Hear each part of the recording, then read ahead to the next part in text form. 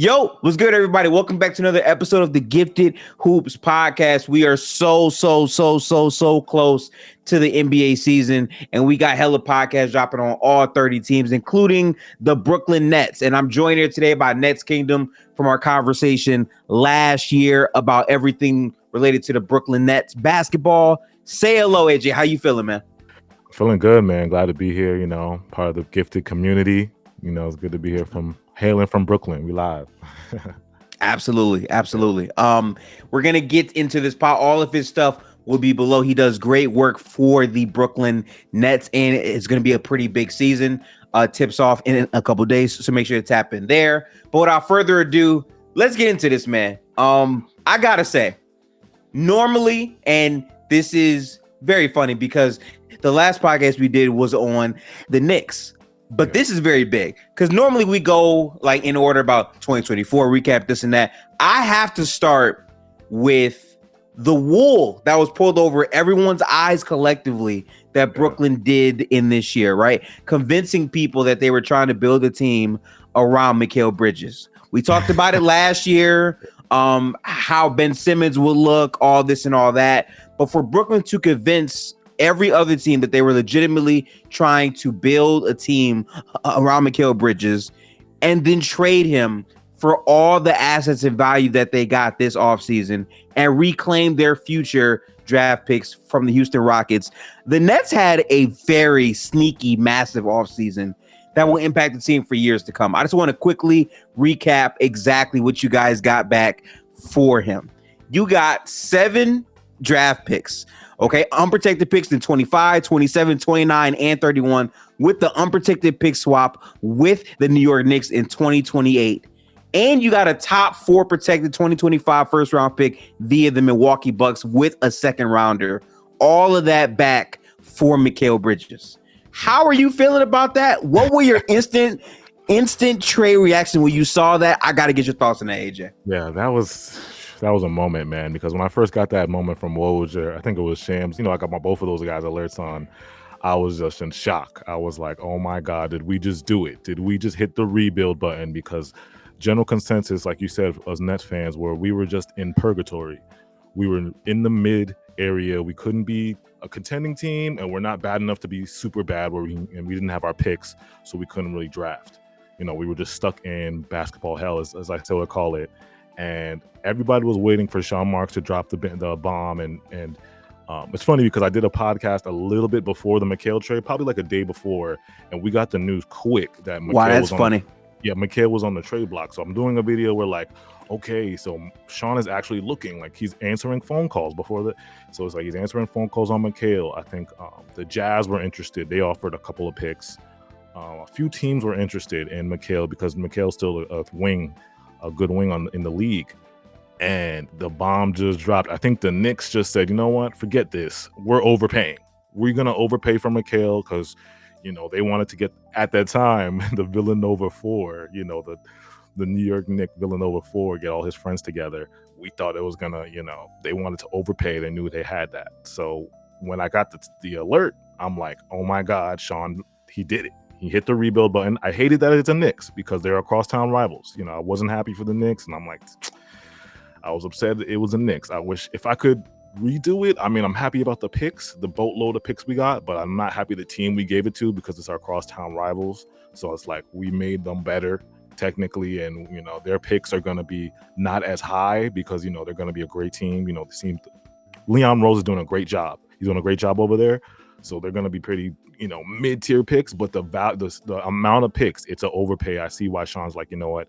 He gave us 7 round, like you said, 7 draft picks for Mikal, and Mikal's not worth that. We all know Mikal's not worth that. Yeah, I just cannot put this into words well enough to describe because seeing it happen out of the blue for all those draft picks, I feel like they made a Godfather offer that the Nets just simply could not turn on. Because again, we went from saying, okay, which team is Mikal Bridges going to, go to, oh wow, the Nets really might see this thing through. And that's the value in them waiting, because had they traded him earlier, it probably wouldn't have been as many draft picks. Again, 7 first round picks. The funny part about this, is you guys traded Kevin Durant for less picks. Exactly. That's what I was confused about. I was like, wait, they wanted Mikal big time. And right when Mikal got traded after the KD trade, we're like, they were teamed. I think the Grizzlies offered up like three firsts for him. Yeah. I think it was around 3. So we were all shocked that Sean was like, no, I'm holding that. You know, he tried to do the Mikal's the franchise. We're building around Mikal. He tried to go that route. So we were all shocked. Like, Mikal, the guy you want? Like, really? So, but okay, we kind of fell into it at the time. We had that half a season where Mikal was great. He was efficient. He was scoring. But then the full year when he had to have the pressure of actually, you know, winning games and being the number 1 option, it just didn't fall through for him. It was not really a great year. Yeah, and like I have to highlight this too, because again, I was really questioning this Nets front office in terms of how good they were going to be with all of the Kyrie Irving, James Harden, Kevin Durant things that they could have done better on their part, and then like how they were going to bounce back from that. But again, if we're highlighting this, you guys trade Kevin Durant for 4 unprotected first-round picks, Cam Johnson and Mikal Bridges. Yeah. Then you trade Mikal Bridges for 7. So in totality, you got 8, 9, 10, 11 first-round picks. Yeah. And then on top of it, this enables you to do another trade with Houston, which gives you full control over 2025, which to me is the biggest piece of this entire deal, because now you control your future. It is so hard to be a rebuilding team that does not have control over your draft. Now that you guys officially have that, plus all of these, I guess, other assets and cap flexibility, the Nets are actually not in a bad position to get back to where they were a couple years ago. That's got to feel great. Yeah, it feels amazing. Like you said, the just having our destiny back, able to tank in peace, as I call it. We can tank in peace, and we have a shot. And this is the most important part, because this draft is so important. This is going to be a stacked 2025 draft, which that is a whole nother conversation. Cooper Flag, Ace Bailey, these guys have star potential. There's a big star potential in this 2025 draft. So having the chance to be in the Cooper Flag, Ace Bailey race, which is huge for Nets fans. It was like a sigh of relief that even though we are going to have a terrible, tank, quote unquote, year, we have the chance of getting a needle mover in the draft, as you could say. Yes, and I cannot wait to get to those specific talks. I just have to really hit the hammer home, because again, this was a front office I was really questioning, because they were talking about potentially moving on from Sean Marks, moving on from the people who are in control now. And I think this move not only buys them time, but it really says we're going to stand by our front office. We trust them. Yeah. And they made a move that matches up to that trust. How do you think the fan base overall feels about this front office now? Oh, it's a very jaded, toxic kind of feeling with the front office and the fan base. I mean, it's like a divided feeling. There's the Sean Marks Nets fans that are like, oh, they just kind of have that Stockholm syndrome that, Sean Marks is our guy. He's good at rebuilding. He can take care of us. And then there's the other side that just hates Sean Marks. They don't like Josiah. They hated how the Big Three era ended. Very toxic. You saw it. KD requesting trades, Kyrie requesting trades. Issues with Sean and KD, they didn't really get along. Josiah and Kyrie, they hated each other. It was very toxic situation. And then Harden just was like, I'm out. Yeah. So it's like people were very upset, and I don't think a lot of Nets fans, including me, I don't really forgive Josiah and Sean. I still think if we had ability to pivot from Sean, I would do it. But it's just he kind of got in good graces again with the Nets fans by making this huge move, getting our destiny back, getting a boatload OKC kind of type draft pick stash, because we have so many draft picks now, and then we get the cap flexibility. So it's like he got him back those good graces, but there's still a huge amount of Nets fans that are still mad about what he did. And we were the joke of the league for so many years, after the Big Three era, and just how everything ended, toxic. I think that's the best way to describe it. I 100% remember the era, because initially it's, Big Three. Yeah. This team's going to do all these good things. And then the mandate comes out. All of the injuries happen. They trade Harden for Ben Simmons. Ben Simmons, we'll get to him soon. There's just a lot of things going on. And I think that this trade does buy them more time to continue to prove that they can work as a good front office. Yeah. I think more than anything, now the moves after this are going to be super important. Who do you draft, right? Are you turning the salary of Ben into something else? Are you going to unload some of the other players on this team for even more draft compensation? It's how you maximize these years of where you're going to be bad to really create the next core. Are you going to go for free agents again, or are you more so saying let's fully develop our championship five? That now becomes the question. And I think because of what this trade has done, it at least has brought them, I would say, the next 4 to 5 years in Brooklyn, because the pressure simply isn't there in terms of having to win a high amount of basketball games to me. Yeah. No, I totally agree with you. Like I said, our destiny's back, and it gives us the opportunity to really, I think with Sean Marks, from what I've, reported and heard, I think what Sean Marks wants to make it a quick rebuild. I mean, in my opinion, I think we should go the OKC route. You have to go through the draft, build your team through the draft, like, the CBA wants us to, because they don't want us to buy the super teams no more. They want us to build through the draft. So build your team through the draft, possibly add a fringe star that's on the market, because, there could be a couple stars out on the market that are disgruntled. So possibly add a star to that group of young elite talent that you have built through the draft, and then go from there. I think that's where I want to do it. But I think Sean Marks is kind of waiting to see if a star will be available 2027, 2020, down the line. So, because he has all this boatload of assets that he could possibly flip and get a fringe star while building through the draft. I think that kind of formula is what Sean wants to do. Not too far of a rebuild, but in the middle, like 3 to 4 or 5 years, like types. Yeah, I would 100% have to agree with that. Yeah. I guess the next pivot point, which has a lot of the fan base jaded, as you said earlier, has to be Ben Simmons. Yeah. I say this because this is the second year, but now he's going to be healthy to start the season. His contract is in flux because I'm pretty sure he has a player option coming up. Yeah. What's the temperature around Ben Simmons? Is there a legitimate future extension for him on this team, or is he a contract that you guys would much rather be rid of? Oh, yes. So the expectation for Ben is just like, hey, do whatever. Like, either way, I think Nets fans kind of win, because let's say he is terrible this year, right? He's terrible, and he's just like the same old Ben, gets hurt, nothing happens. This is his expiring year. He's an expiring contract, so we get his deal off the books. We get $40 million off the books by the after the season. That's fine. We wash that away. Ben can go into the sunset, and we don't care. Let's say the opposite happens, and Ben looks like, we've been saying the same old story for 3 past years. All-star Ben is going to be back. I'm back. The story he tells every single time. The Ben Simmons cycle they show on Twitter. Basically, it's like he gets hurt, he plays awful during the season, comes back. It's like he showed the off-season videos, that type of cycle. So let's say Ben does actually plays well. He averages 14 points, 8 rebounds, 8 assists, right? That is actually good for us too. I mean, if not getting wins sort of standpoint, but trade value sort of standpoint, where Sean can be like, look, hey, GMs, Ben is averaging 14, 8, and 8. He looks pretty good.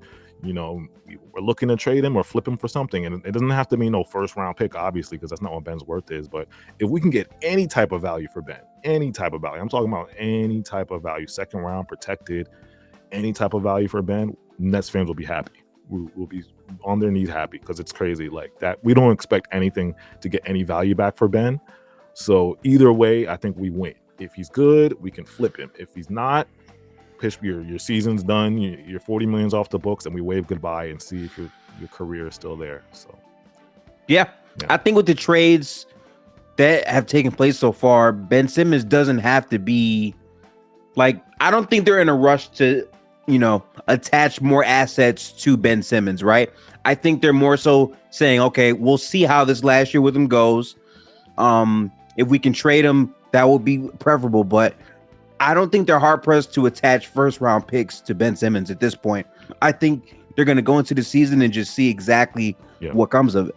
Yeah, I think they're just going to see if Ben is good or not. And I think even if Ben is 14, 8, and 8, I mean, how many wins is that really going to produce for us? Like we're still probably one of the lower tier teams in the NBA, where we're going to be really bad this year. So it's not going to like go insane where he's going to score 25 and 8-8. Like he's not going to do that. He's never done that. He's not going to get us wins to go to be a play-in team. Like it's not going to happen. But if, like I said, if we can get any value for him, we'll take it.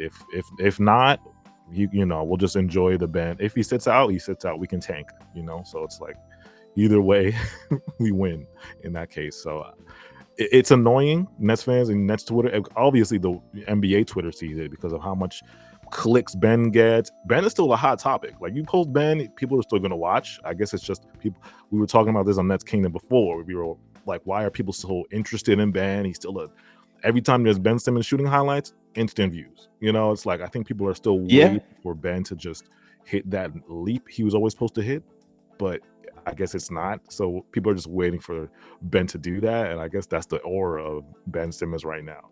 You know. Yeah, listen, this like the offseason is not complete without Ben Simmons offseason stuff where he's dunking the ball, just shooting threes. Like that's gonna happen every single time. I think for this season, just playing the pieces up to their value to trade them by the deadline. Yeah, it's gonna be the funniest thing to watch. Another guy that's very impressive to me, which a lot of people are really viewing, but we're unsure of how good he can be as a player on like a title team. Yeah.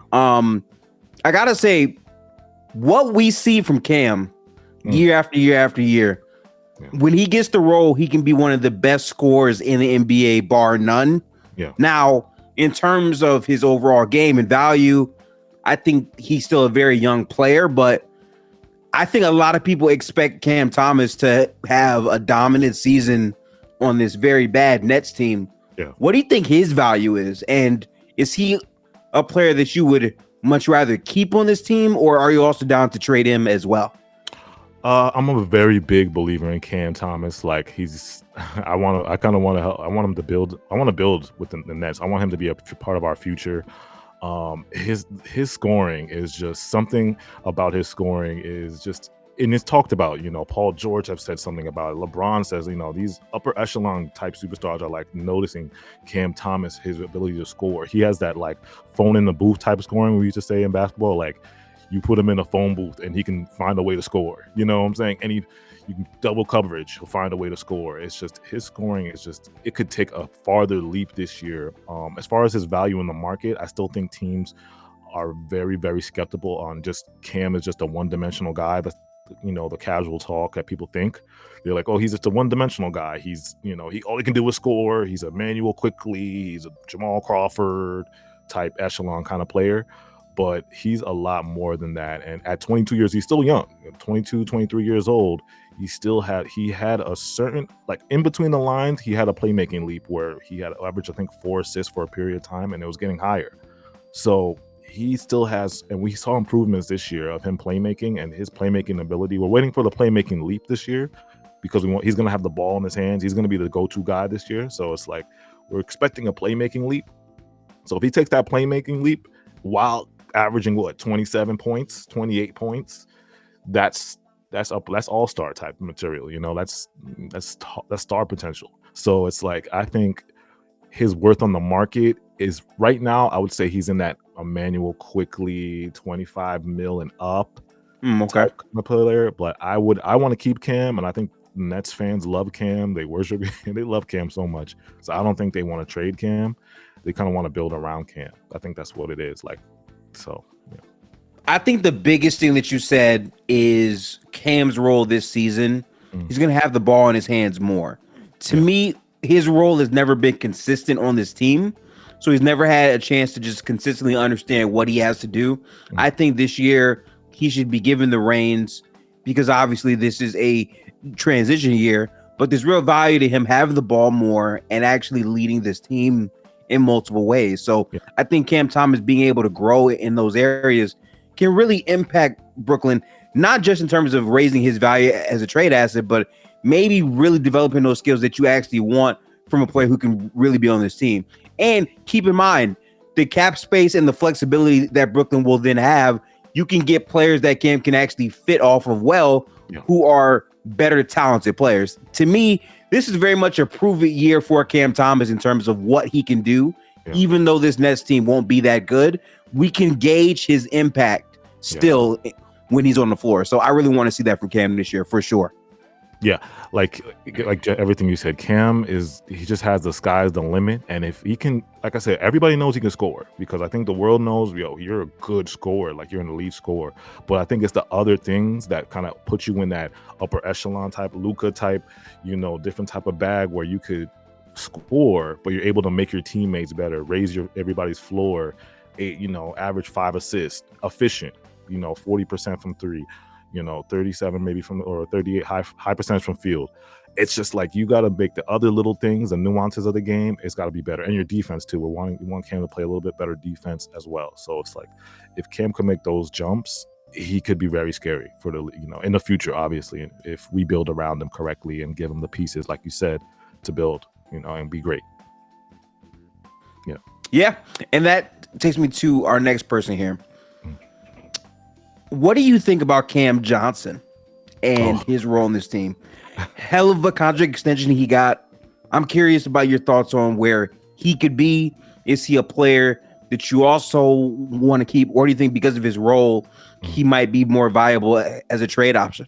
Yes, and I am 100% in on getting Cam off my team, getting Cam off the Nets. I'm saying they call him. Some people on the Nets fans call him Scam Johnsonn because he had such a really bad, awful year for us. Johnson is hilarious. Yeah, if you look at the numbers didn't really tell the whole story. Like he still shot well because he's a good shooter.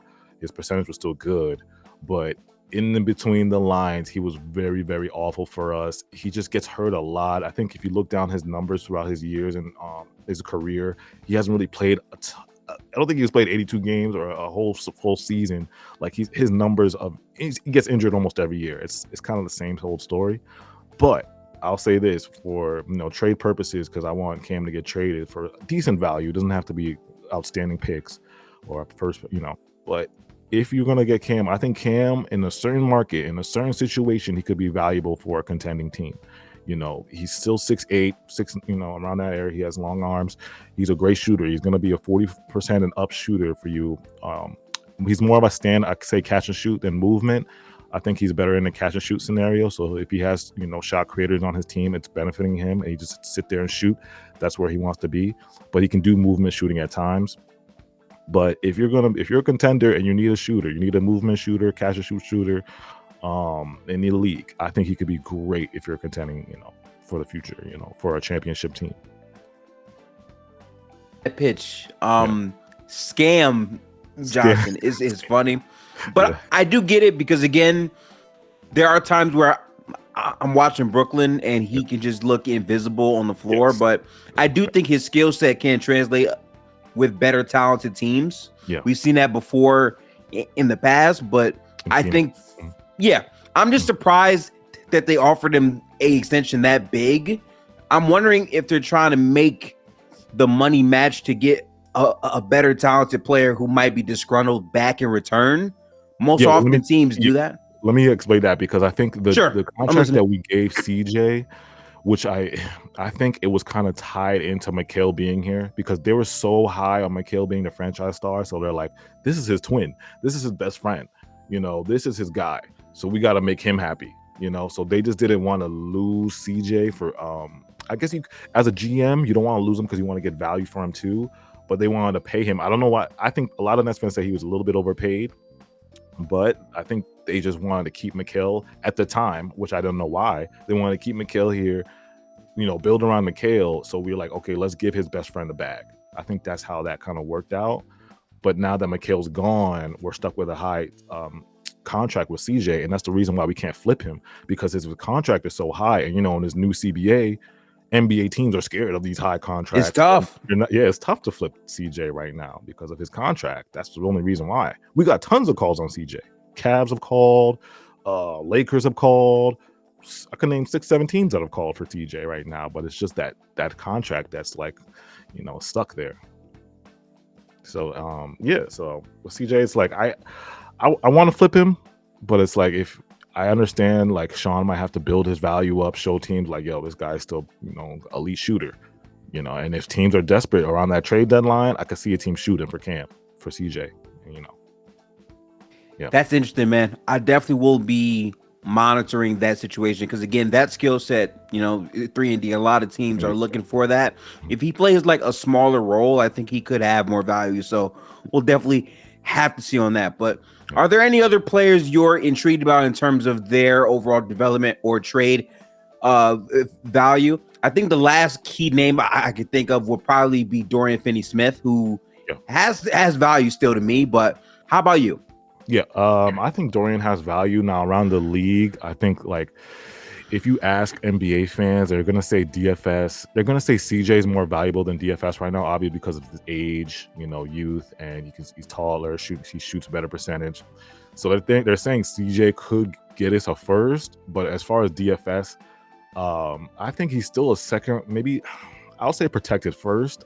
If I'm a GM and I'm Sean, I'm asking for a protected first for DFS. Anything lower than that, I'll still take, but you gotta, convince me. With DFS, he's still 6'8". He's a great point of attack defender at times. In moments, he can guard a big four. He can guard your big wing. You can guard a Jason Tatum. You can guard Jaylen Brown. And he can shoot threes. We've seen what he did in. I'll say in the Nets era, he hasn't been good because of injuries, and we don't really play him that much. But when used properly, that's when DFS is at its like when he's on a contending team like the Mavs, he has a Luka, or if he goes to let's say the Sixers or the Cavs, I think he'll have a higher volume and a higher usage rate. That's where you can really use him in good moments. But with DFS, I would, like I said, I'm ready to take any deals on DFS. What I wanted to point out too was the Sixers. The Sixers have been big keys on DFS, so watch out for the Sixers and DFS. That could possibly happen. They re-signed Kenyon Martin Jr. and they can't trade Kenyon Martin until January. So I think they're gonna make the move. They have 2 firsts, so they have 2 firsts. They have a Clippers pick, which they don't want to give up because the Clippers are on a downfall, and that pick could be valuable in the future. And then they have a first round pick. So it's like if they can come on, or they can give him protections on a pick, I'll take a protected pick for DFS and give us Kenyon Martin. And the Sixers, he can be great on the Sixers. They would use DFS in the playoffs and try to edge the Knicks out in the race for the top of the East. So yeah, I just love how Brooklyn has become the team that's basically fire selling for the entire conference. That is such a great role for them to be in, especially in season when teams want to improve before the trade deadline. That's gonna be fun to watch. My question for you though, as a Nets fan, as someone that really covers this team, what are your 2025 expectations or goals for this team in terms of trades, in terms of cap space, in terms of even player development? Right. What do you want to see most to consider this a successful season by your standards? All right, wow. Well, a successful season, I know it's going to sound like an oxymoron, but I want us to be the worst team in the league. I want us to be tank to the fullest. We have our picks back. We got the pick. Tank to the fullest, bottom out, and be the worst. And we talked about the draft lottery on Nets Kingdom. So the draft lottery, they changed the rules so everybody has a fair chance. But if you are the worst team in the league, you're guaranteed a top 5. And this 2025, this top 5 is going to be probably, I'll say the top 3 is the best. Cooper, Ace, Dylan Harper. You still have VJ, which VJ is slept on. VJ Edgecombe, he slept on, but he's a possible 4 that could be Anthony Edwards-esque. So that top 4, as long as we get a top 5 pick, so be the worst team in the league, a top 5 pick, that's what I'll consider a successful NBA season for us this year. And then as far as trade value, we have so many guys we can flip. Boyan, CJ, DFS. I think Dennis Schroeder will probably keep. He'll probably be our vet. And then Ben. So those guys, Ben, CJ, DFS, and Dennis, and Boyan. I want those guys flipped by the end of the year. Like, it doesn't have to be a wow me kind of first round picks, but any type of draft pick value, just add to our stash. I'm happy with that. We can flip those guys for any type of draft value or young players that could help us with our rebuild. That's what I'll be happy about. So be the worst team in the year, be the worst team in this season, and also, flip these guys for more assets, more value. That's what I kind of want for this Nets team this year. I agree. I think those are the areas that you really want to see this Nets team really, really focus on. Yeah. I think in terms of player development, it's really only two players I want to see growth from, really. And for me, that will be Cam Thomas, Yep. one, and that would have to be Claxton. Claxton would have to be number two. I was going to say that because you guys also just signed Claxton, and he showed a ton of good value last year too. 2 years ago, he was a DPOY candidate, right? DPOY. So, yeah, like, how do you think his role can really evolve on the team this year? Right, yeah, because those are the two guys I really want to see great development. I mean, even though we're going to be the worst team in the in the East or the NBA, I still want Cam Thomas and Claxton to develop. This is the year where you do things where you don't really as a basketball player. There are things you can't really work on in the game. Things you practice. You do stuff in practice that you don't do in the game. This is the opportunity where you can do stuff where you like Nick. Nick is a great defender. He can guard 1 through 5. He's one of the top rim protectors in the league. He's up there in blocks per game, right? Great center, lob threat. He can dribble. He can get out there and dribble, kind of run the break, kind of like a Jokic Sabonis type flow. Like, he is a great center, 6'11", but he still has flaws in his game. He needs to be able to shoot more. We want him to spread the court. Maybe pick and pop, hit that three. Because we're going to be using Clax as more of like a DHO kind of guy. Use him kind of like how Sabonis is used with the DHOs, or kind of run him through like a playmaking hub. Guys coming off him, and then he's able to roll or fake handoff, get to the rim, creating that mid range. So if Claxton can start shooting, oh my God, Claxton can really start shooting and hitting consistent middies or 3-point shots. That will open up the game, because that way he can guard your best 1 through 5. He can guard any position. But then able to shoot, space the floor and be that kind of modern day 5 that we all love, the modern day 5. That's where we want Claxton to take his leap with, is his offense, being able to do more than just pick and roll. I can get a lob, or pick and roll. I can make a move, spin move, and I can dunk on you. We want him to be more than that. Yeah, Cam Thomas improving as a playmaker is a serious thing to his value. Yeah. Defensively, I still think he's good as well. My main thing with him is playmaking, and also just being durable, being healthy, playing a whole lot of games, because then his value would go up tremendously. Yeah. I'm also not of the mindset that everyone on this team has to be gutted. I think there are a couple players that could stay and still be viable pieces for your future moving forward. And he's still young. He's not like 30 years old or 31. He still has time. Yeah. Yeah, he's 25, I think. 25. Yeah. He's still young. Yeah. Yeah, he still has some time to be viable in that role. And then still, at the very least, being able to have your value up higher just gives you more options and more flexibility. So hoping to see that from those two players. But as you said, the top 5 pick, I think this year is all about next year. I think. And next year's draft is really good too. Ooh, AJ the best. You see them. Yeah, I know you in these hoop worlds. AJ looks good. Yeah. AJ looks very good. Yeah. So like, it's all about that year. Yeah. 2026.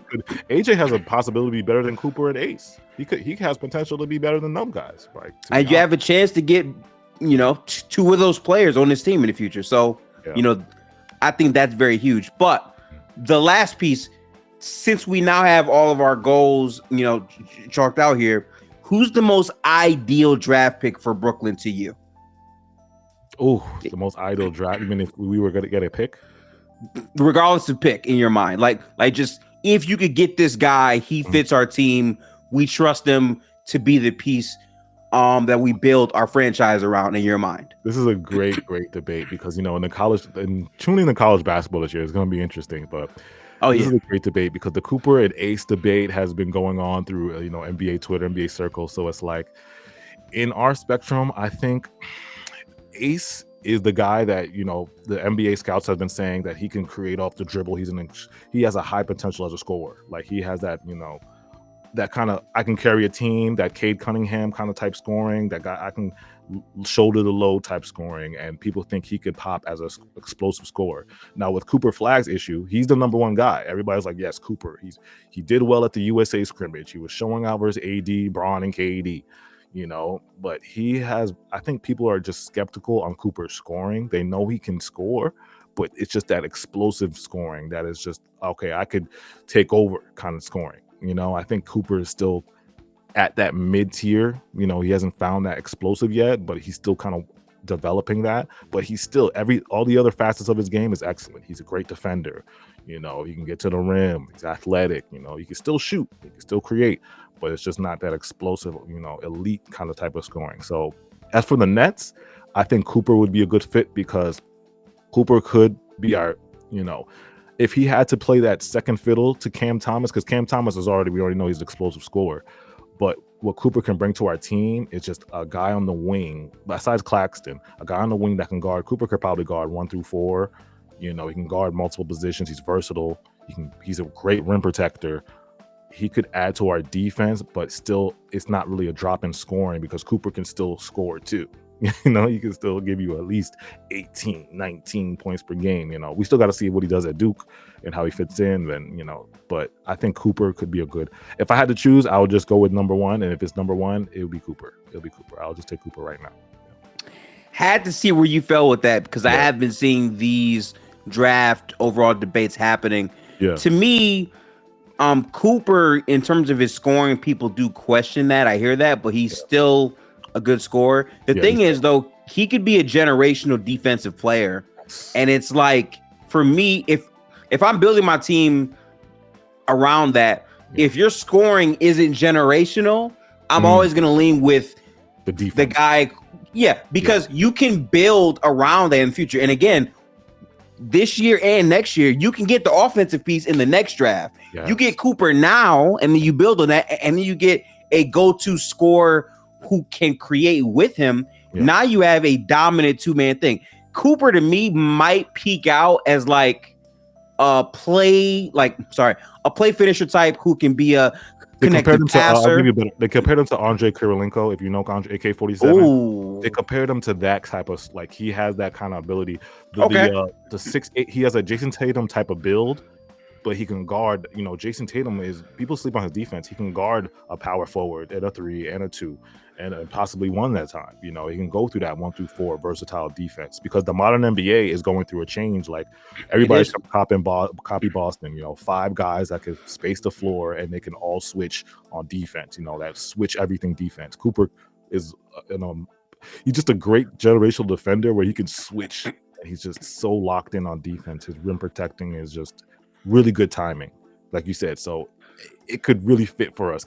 And we don't need the scoring from him because we would have Cam. That's what I would say. We would have CT to do the scoring. Cooper just fits into that too. So they can just help each other out, you know? Yeah. That's definitely something that will be interesting.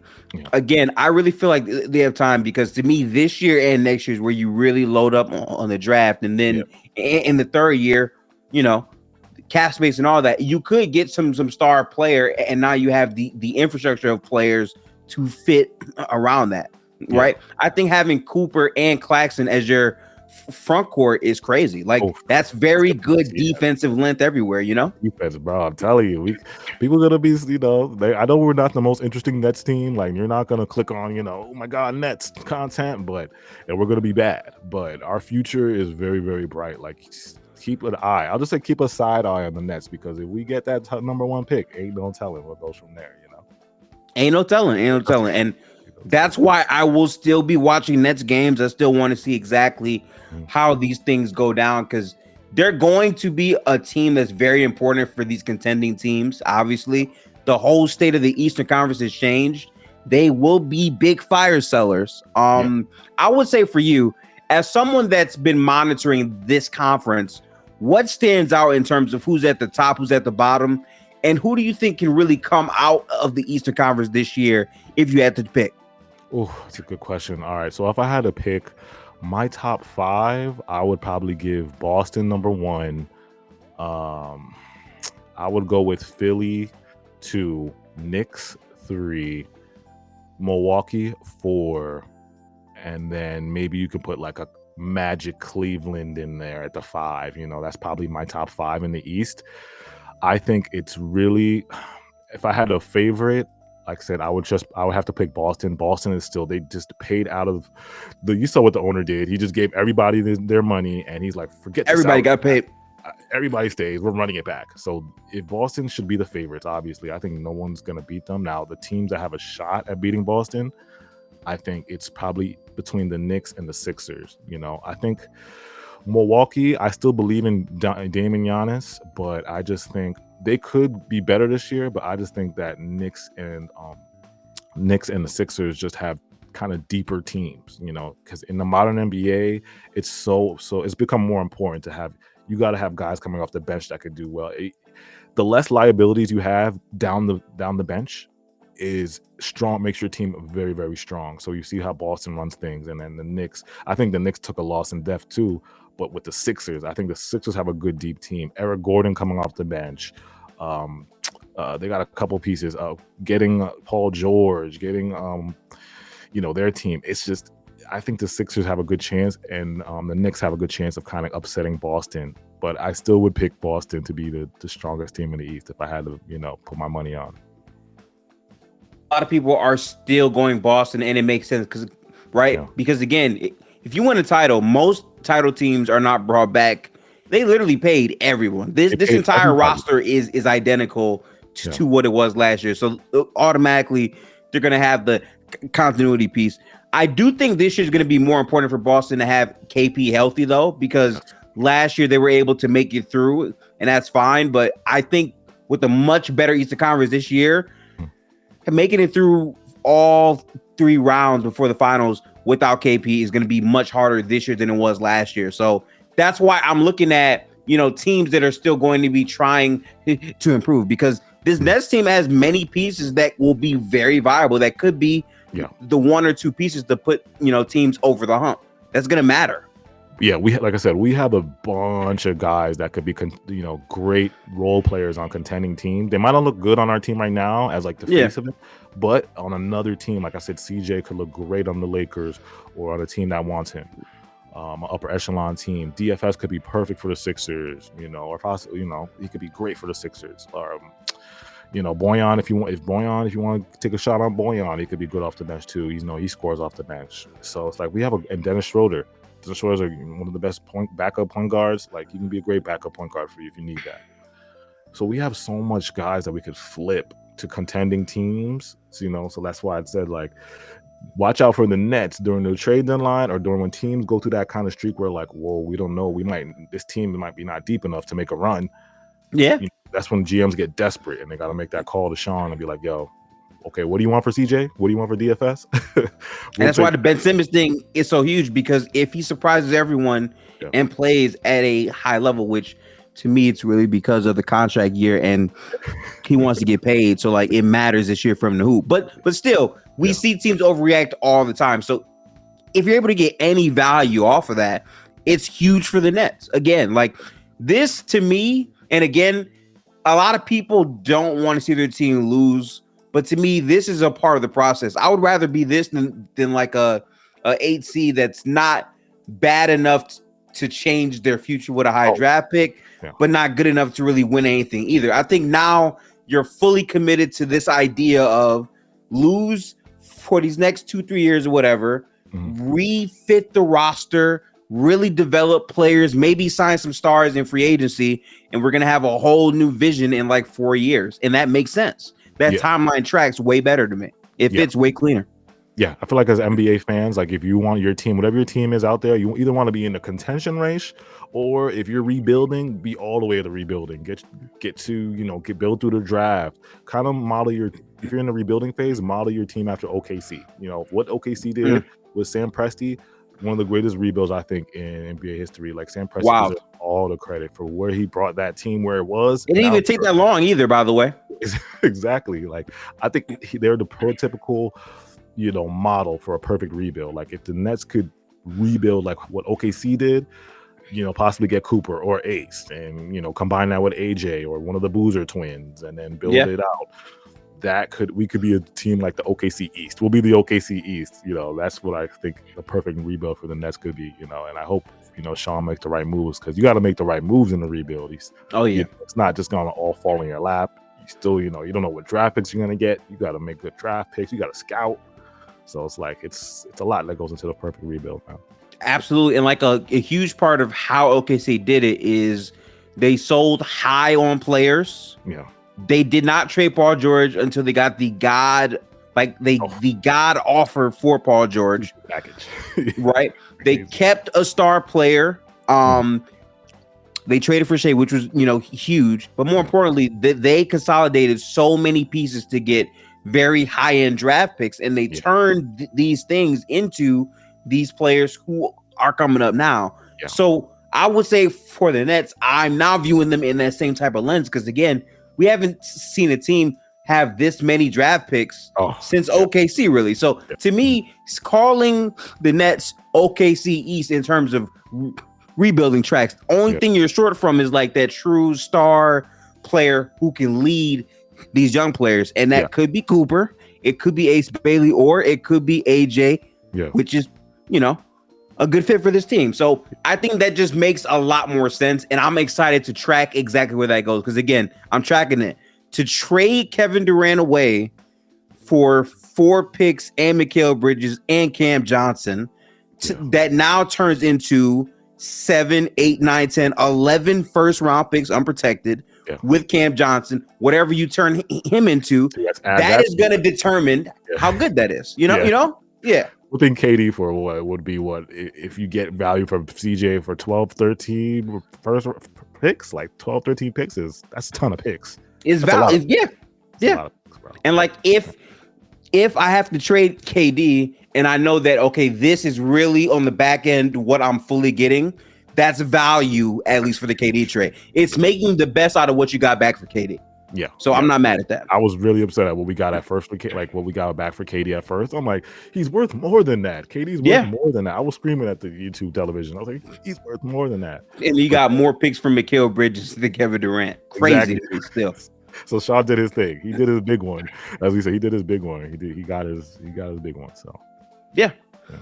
Well, hey, I will definitely be dialed in for some more Nets basketball this year. I will be watching a lot of teams. I'm more curious as to how the draft for plays. I can't wait until next year to really, really unpack where this Nets team is continually going, especially after this draft is concluded. But I hope you are enjoying the preseason. NBA season starts on October 22nd. As a content creator, what excites you the most about the NBA being back? Oh, I'm a huge NBA fan, man. Like, I mean, we all have our favorite teams. Like, I watch a bunch of, Kenny, all these guys that cover the NBA. I just, really value you guys because you guys go into each fan base and really get the nuances of the fans and the nuances of each team and how, the direction of the teams. And I think that's really the fun part, going into each fan base and seeing how, like, I love going into Lakers space and seeing LeBron and Bronny, or Bronny flops, or, something happens, what drama. I want to listen to that. I want to go into a Warriors space and see how they're doing or what Steph is up to. And it's just so fun for me to go into each fan base's space and just learn about their team, because I'm a fan of the NBA too. Like, I love covering games and I love watching, NBA basketball. It's the art. I'm a basketball player at heart, so I just love basketball. So, Yeah. And like every offseason, me doing this, it really helps me understand exactly where all of these teams are going. And it's crazy how much can change in 1 year. Because literally last year, we're talking about, can Mikal Bridges do it again? What is Ben Simmons going to be? This, that. And then next year, it's, completely new direction, completely different team. For all I know, next year, you have Cooper Flag, you have way better fits. Yeah. Oh, wait, all these guys axed out and you guys had the most picks. How are you? Like, things change so fast in the NBA. That's what I really love about it. So tracking this step by step, day by day, from the regular season to the off season is very, very fun for me, for sure. Yeah. The NBA is like WWE, bro. It's like the biggest soap opera. It never ends. It's the biggest soap opera, and WWE is just like, it's just never ending. Always some drama, always something happening. It's crazy. Always that. But yeah, I really appreciate our conversation. I'm still kind of sick, as you can hear, but I'm working my way through it. I'm feeling better. I just had like a whole lot of I would say build up, but drink some tea, man. I'm telling you, drink some of that ginger tea might clear everything up, man. That's what I do I need to run that up right now today. So I'll definitely be doing that. But make sure to tap into Nets Kingdom. All of AJ's links will be in the description box below. Let the people know exactly where they can find you. Yes, thank you so much for having me too. We can find us on YouTube at Nets Kingdom. You type us in Nets Kingdom. We're on YouTube, Twitter, Instagram is Nets Kingdom 1. We're on TikTok too. And then so you can find us on YouTube, and your fastest Nets news. And then also me and my guys are working on an NBA channel called Hoops World. It's a YouTube channel. Hoops World is because we're NBA fans at heart too. So we're starting to cover more NBA games and give our takes on NBA content too. So like I said, we're trying to get to Gifted level, but we're not at Gifted level yet. So I'm not there yet. We still working. All of us collectively are still working. It's going to be a very big season for us for sure. I'm just talking about as far as like NBA content, because I was more of a niche. I brought the niche into it because Nets Kingdom is great, but it's like the NBA content is hard because, like you said, you got to dive into all these spaces. You don't want to get something wrong because the fan base is going to come at you if you get something wrong in somebody's fan base. You're like, no, you're casual. They talk about, so you got to get it. It's harder. It's definitely harder. So I see what you go through, bro. Yeah, man. Yeah. Well, all of this stuff will be in the description box below. Make sure to tap into this podcast at Gifted Hoops on YouTube, Spotify, and Apple Podcasts. My health will continue to get better, but we got 12 teams left to cover. I have 15 or 16 days remaining, so we're cramping a lot of content there, but we're gonna be able to get through it. Shout out to AJ. Watch basketball, y'all. It's coming soon on October 22nd, so tap in there. Have a good one, people. Peace out. Appreciate it.